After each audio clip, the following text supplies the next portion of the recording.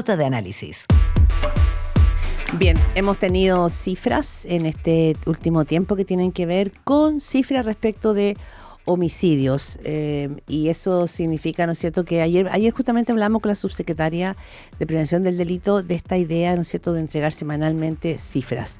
Y esto ha traído también, ¿no es cierto?, algunas conversaciones respecto de expertos de si de cuánta utilidad puede tener para el manejo y la bajada estratégica en la lucha contra la seguridad. Pero ese es un tema, digamos, que está ahí dando vuelta, que es importante tenerlo en consideración, sobre todo porque la gran responsabilidad está sobre la ministra de Seguridad, Trinidad Steiner, que, como decíamos en primera pauta, ha tenido días difíciles, le ha costado mucho poder tomar el control de la agenda, y ayer también le pasaba lo mismo. Entonces, el tema de seguridad sigue estando muy vigente porque además fue promesa nuclear del gobierno. Bueno, hablemos de esto con Daniel Johnson, director ejecutivo de la Fundación Paz Ciudadana, que le agradecemos conectarse con nosotros a esta hora. ¿Cómo está, Daniel? Muy buen día. Claudia Álamo, Gerardo Gómez, le saludamos. Hola, Claudia, Gerardo, muchas gracias por la invitación al programa. Encantado. Muchísimas gracias, Daniel. Bueno, ayer nosotros entrevistamos aquí a la subsecretaria de Prevención del Delito por esta decisión que ha tomado el Ministerio de Seguridad de entregar semanalmente cifras de homicidios. Recordemos que hace 2 semanas, desde la Fiscalía, desde el Ministerio Público, se entregó una cifra de homicidios que hablaba de que en el último mes, entre el 11 de marzo y a la fecha, había aumentado en un 36,8%. Entonces, primero, ¿qué le parece a usted la decisión de esta entrega de informe semanal? Lo que decía la subsecretaria es que esto apunta a darle transparencia y mantener informada a la ciudadanía. ¿Cuánta utilidad tiene? A ver, por un lado, efectivamente la transparencia siempre es valiosa. Las instituciones, mientras más datos muestren, al final más podemos ver cuáles son sus fortalezas y debilidades y se pueden implementar políticas públicas que puedan ayudar a eso. Pero esas políticas públicas son implementadas por las autoridades, por los equipos de gobierno y no necesariamente por la ciudadanía. Entonces, esos datos son útiles para tomar decisiones más bien internas. Y por otro lado, cuando las cifras que se están entregando son homicidios, los homicidios tienen características muy particulares. Primero, Chile fue un país sindicado por la ONU hace 15 años atrás, 12 parece que fue, en un informe que decía que Chile era un país que tenía muy buenos datos en general, pero muy malos datos en homicidios porque no habían acuerdos interinstitucionales, porque las policías no estaban de acuerdo con el Ministerio Público, con el mismo Instituto Médico Legal, entonces no se sabía exactamente cuántos homicidios habían. O sea, había muchas cifras dando vuelta en el fondo. Muchas cifras dando vuelta, y eso no es por torpeza, eso es porque los homicidios tienen otras complejidades. Por ejemplo, un caso en que una persona es herida gravemente, que podría ser un delito clasificado como lesiones, puede mutar a un homicidio si esa persona muere tiempo después. Y el acto del homicidio se comete en el minuto en que se produjeron las lesiones. O al revés, una persona que se encontró fallecida, que en el primera instancia no parecía ser un homicidio, pero después se investiga y se descubre que es un homicidio. Y esto uno puede pensar que son casos particulares, pero cuando está comparando periodos muy cortos, esos casos particulares suman y pueden subir o bajar los delitos y por lo tanto cambiar las cifras después más adelante. Entonces, y otro punto más, cuando uno compara periodos de días del mes, de un mes con respecto a otro, de un año con respecto al otro, también en el caso de los homicidios es muy delicado porque, por ejemplo, lo que pasó este año, cuando estaban comparando con el año pasado, cuando hacían el término el 6 de abril, justo en este año, en el año 2026, dentro del 6 de abril quedó el Viernes Santo. Y el año pasado no estaba, fue después, fue la semana siguiente. Cada día feriado es muy concentrador de homicidios. Entonces también hay que tener mucho cuidado con cómo comparamos, porque si no vamos a generar impacto en la ciudadanía. Y no es que la ciudadanía, no es que uno subestime la ciudadanía, por favor. Esto es simplemente que los datos pueden ser erróneos cuando uno dice aumentó. O sea, no es la ciudadanía la que lo interpreta, sino que uno va a decir, mira, aumentó un 20%, disminuyó un 10%, y ese dato que se está dando puede ser erróneo si es que no se tiene el cuidado de comparar peras con peras. Entonces, recomendación, homicidios no se pueden entregar toda la semana. Uno recomendaría que si quieren entregar datos semana a semana, uno pudiera entregar un acumulado de los últimos 12 meses, ocupar alguna metodología que que haga que los datos sean más estables en el tiempo, o si no, entregarlos después de un tiempo que ya se hayan asentado, que es lo que hace la misma Subsecretaría de Prevención del Delito. Tiene un equipo dentro que se dedica a esto y que entrega los datos, por ejemplo, semestralmente, pero un mes y medio después que está cerrado el semestre, para tener la certeza de que los datos ya están suficientemente estabilizados. La Subsecretaría de Prevención del Delito, a través de su máxima autoridad, nos decía ayer que lo hacían con un afán de transparencia, pero por lo que describe usted, hay demasiados elementos distorsionadores que llevan a malinterpretar esos números. Efectivamente. Entonces, la transparencia en este caso no va a conseguir el resultado que se espera. Uno valora, yo de verdad como una fundación en que nosotros analizamos datos permanentemente, Sí. nosotros tenemos dificultades para conseguir muchas veces esos datos. Entonces, los ejercicios de transparencia, por ejemplo, saber cuántas personas están privadas de libertad, tener la apertura de los datos, saber por qué, saber cuántas personas han sido beneficiadas con algún dato, con algún beneficio estatal, por ejemplo, todos esos datos son súper valiosos y esos datos uno tiene una dificultad enorme de conocerlos. Y eso sería muy valioso que se hiciera que tuviéramos transparencia en los programas de reinserción, en los programas de prevención, en el control policial, en cuánto patrullaje se está haciendo, por ejemplo, en las calles, y esos son datos duros que se podrían usar.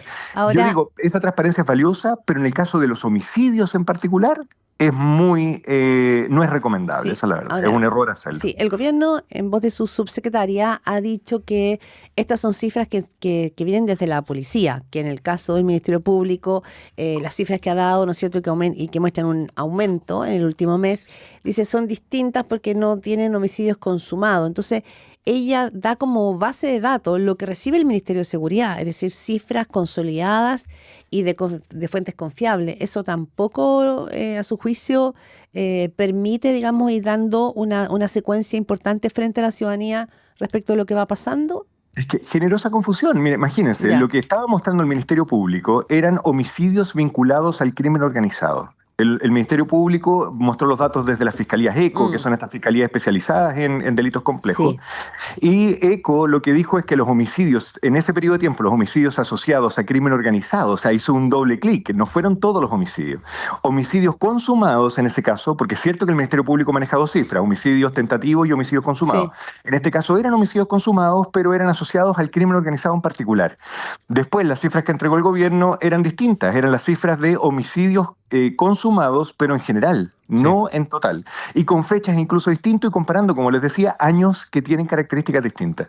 Entonces, ese tipo de discusión, imagínense, a la ciudadanía, al final, un ejercicio que buscaba ser transparente, la percepción que va a tener la ciudadanía es que no entiende si aumentan o disminuyen porque tenemos una diferencia entre instituciones totalmente respetables, que son del Estado, que manejan estadísticas y al final uno no sabe a quién creerle. Entonces, el ejercicio, esto no basta con los casos policiales. Eso es algo que es muy técnico. La ciudadanía no tiene por qué saber que un caso policial significa detenciones, o sea, significa, en este caso, homicidios, muertes por terceros, que son solo denunciadas en las policías, que no están validadas por el Ministerio Público y que tampoco están validadas por el Instituto Médico Legal. Eso es muy complejo, entonces semana a semana no van a tener esa validación y por lo tanto van a cometer o se van a entregar cifras que van a cambiar. Y eso no pareciera ser responsable. O sea, entregar cifras que no son definitivas puede generar una percepción en la ciudadanía de que ha aumentado un delito y sabemos que Chile es el país en algunas mediciones más atemorizado del mundo. Entonces, si en algún mes pareciera que aumentaron de manera muy importante, eso podría llevar a la ciudadanía a sentirse más atemorizada y eso es algo totalmente indeseable. Usted escucha a Daniel Johnson, director ejecutivo de la Fundación Paz Ciudadana, conversando con Pauta de Análisis. Y yo le leo el siguiente titular. Los homicidios e intentos de homicidio subieron un 36,8% desde que asumió Kast.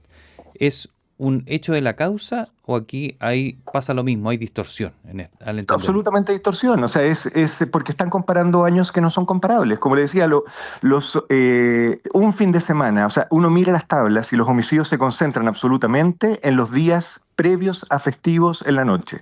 Viernes y sábado en semanas que no tienen feriados particulares y en las semanas que tienen feriados particulares, el día previo a ese feriado en la noche se concentran los homicidios. Y eso pasa siempre. Entonces, haber tenido un viernes, yo no he visto las estadísticas por día, entonces no lo puedo asegurar que esto es distorsionador, pero es absolutamente esperable que así sea. O sea, un mes que tiene un día feriado más, aumenta radicalmente la cantidad de homicidios, porque los homicidios no estamos hablando que son cientos de miles, entonces un día no cambian tanto como los hurtos, por ejemplo, que son cifras mucho más estables. Los homicidios son alrededor de 30. Cuando tenemos 1.000 al año en 50 semanas, son alrededor de menos de 30 a la semana, entonces se concentran en un fin de semana y un día feriado más puede generar diferencias importantes. Ya. Entonces podemos, claro, tener la sensación de que pueden haber aumentado un 30%, eso puede ser real, no digo que no, pero claro. no tenemos la estabilidad de los datos, no estamos Ahora, comparando peras qué con peras y por lo tanto es difícil, irresponsable mostrarlo. usted lo dice bien, Daniel Johnson, somos un país de los más atemorizados del mundo cuando en realidad no tenemos el nivel, digamos, de criminalidad o inseguridad que tienen otros países de la región. Pero qué difícil para la ciudadanía poder distinguir, porque aquí estamos hablando de choque, se nos van a generar choque de cifras de parte de un ministerio como el Ministerio de Seguridad, ancla, digamos, ¿no es cierto?, para poder dar pelea al crimen organizado, y el Ministerio Público, específicamente la unidad, ¿no es cierto?, ECO. Entonces, ¿a quién creerle y qué puede significar esto? Lo más impresionante es que el Ministerio de Seguridad, a través de la Subsecretaría de Prevención del Delito, tiene una unidad, no me voy a acordar exactamente el nombre, pero es de prevención de homicidios y crímenes complejos, algo así, que se creó hace algunos años. Esa unidad lo que hace, el rol exclusivo que tiene esa unidad es aunar las cifras, y en particular de homicidios. Esa fue su función, porque este problema no es nuevo, esto es algo que se ha producido, y como les decía, la ONU, mirando desde afuera, Chile criticó a Chile porque no tenía cifras únicas. Entonces, para resolverlo, armaron un equipo en que participa el Ministerio Público, participa la Subsecretaría, participan las policías, participa el Instituto Médico Legal, etcétera, y otras instituciones más. El Centro para la Prevención de Homicidio y Delitos Violentos, parece que exactamente, muchas gracias, ese es Gerardo. Entonces, ellos entregan cifras, pero no las pueden entregar todas las semanas porque es imposible hacerlo, por lo que les decía, porque estas cifras cambian. En un día nosotros no sabemos si una muerte es un homicidio, y eso necesita días para poder asentarse y poder investigar. Y por lo tanto ellos entregan cifras semestralmente, y las entregan las del semestre pasado, las entregan, por ejemplo, el último semestre, el segundo semestre del año 2025, la entregaron creo que a principios de marzo de este año. Y eso es lo que hay que hacer. O sea, si tienen esa unidad, lo que no tiene sentido es que discutamos, sino que aprovechemos que la construimos, podemos aumentar la frecuencia con que se entregan los datos, pero no entreguemos datos que no están validados por todas las instituciones. Daniel Johnson, quiero volver a lo que les leía hace un rato al titular del diario El País, que decía: los homicidios, intentos de homicidio subieron un 36,8% desde que asumió Kast. Tanto para a su favor o en contra, ¿cómo es el comportamiento criminal? Lo digo porque no creo que esto va por otro carril, que los homicidios, un día los homicidas dejen de matar porque asume un nuevo gobierno, o al contrario, empiecen a matar más porque cambió el gobierno, menos cuando va un mes. Efectivamente, claro. Ese es otro tema que no lo habíamos tratado, pero que es fundamental en esta conversación. Cuando uno le asigna responsabilidades a un gobierno de cambios en las cifras delictuales, comete normalmente errores, porque las medidas que pueden tener impacto inmediato son pocas. Entonces lo interesante sería ver qué medida podría haber afectado o se dejó de hacer porque aumentaron los homicidios, o se empezó a hacer y funcionó mal. Pero la verdad es que no hay medidas que uno pueda visualizar que se hayan implementado en estos primeros días que puedan tener un cambio así en los homicidios. Sí. Entonces también adjudicarle ese cambio al gobierno entrante es un error. Y ese tipo de lecturas también impide la implementación de medidas que sean más sostenibles en el tiempo. Y esta es una preocupación que uno tiene. O sea, en seguridad hay dos tipos de medidas. Las de control, que pueden tener un efecto inmediato. Por ejemplo, sacar a policías a la calle, el mayor investigación penal y que podamos detener y condenar a personas que han cometido delitos. Esas pueden tener un efecto rápido, porque uno incapacita, mete a la cárcel, o porque uno previene el delito porque en la calle hay más policía y por lo tanto no se atreve a cometerse. Pero esas no son definitivas. Esas, si uno baja la fuerza, van a volver a salir a la calle las personas privadas de libertad y las personas van a seguir cometiendo delitos. Entonces no son definitivas. Las que son definitivas son las que terminan con las personas motivadas a cometer delitos. Y esas son preventivas en general. Los países que han tenido mayor éxito han implementado medidas preventivas en niños, particularmente, que concentran factores de riesgo. Pero eso va a tener un impacto si yo empiezo a tratar a un niño de 8 años, probablemente los primeros delitos los va a cometer a 13, 12, entonces se va a demorar más de 4 años en tener efecto. Entonces el gobierno se desmotiva, pero cuando estamos mostrando cifras semanales y asignándose la responsabilidad a gobiernos en particular, matamos cualquier posibilidad de que el gobierno tenga motivaciones de implementar medidas de mediano o largo plazo, que son muy necesarias. Claro, y se pierde quizá la perspectiva. Y se pierde la perspectiva de Estado, que finalmente un gobierno u otro, lo importante, ¿no es cierto?, es como el Estado. Y lo último que le quiero preguntar a Daniel Johnson, director ejecutivo de Fundación Paz Ciudadana, es que usted ha estado en conversaciones, me imagino, muy cercanas con el Ministerio de Seguridad, que está inaugurado recientemente, y que asume hoy día la ministra Steiner, que ha estado cuestionada por diversas razones, pero una de las críticas es que se desmanteló una unidad que se llama unidad estratégica, y en la que salió alguien que entiendo que trabajó muy cercanamente a usted, que venía de Paz Ciudadana. Entonces, ¿cómo pueden impactar ese tipo de decisiones o en realidad son más bien anécdotas burocráticas y administrativas, o usted cree que tienen algún reflejo en la lucha contra la inseguridad? A ver, esa unidad estratégica, nosotros participamos en el desarrollo del Ministerio de Seguridad, en su definición, en su instalación. Sí. Fue un acuerdo transversal y que nosotros impulsamos particularmente como fundación, el que ese ministerio tenía la responsabilidad de implementar políticas públicas efectivas. Ese era el fin. No era simplemente monitorear a las policías, no. Era cómo hacemos para que las políticas que se están implementando en Chile sean basadas en evidencia y por lo tanto y que además se mida su efectividad. Esa capacidad no existe y no existía en el Ministerio del Interior y Seguridad Pública anterior. Es muy limitada dentro de las policías también, como medir científicamente qué es lo que están haciendo las policías en otros países del mundo es algo que en Chile no teníamos la capacidad.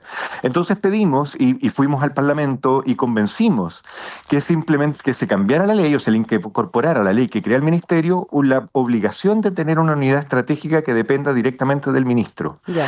Esa unidad estratégica tiene justamente esa capacidad de poder mirar, hacer diagnósticos correctos rápido e implementar políticas públicas que sí funcionen para ese problema y que tengan evidencia que hayan resultado en otros lugares y después medir ese impacto.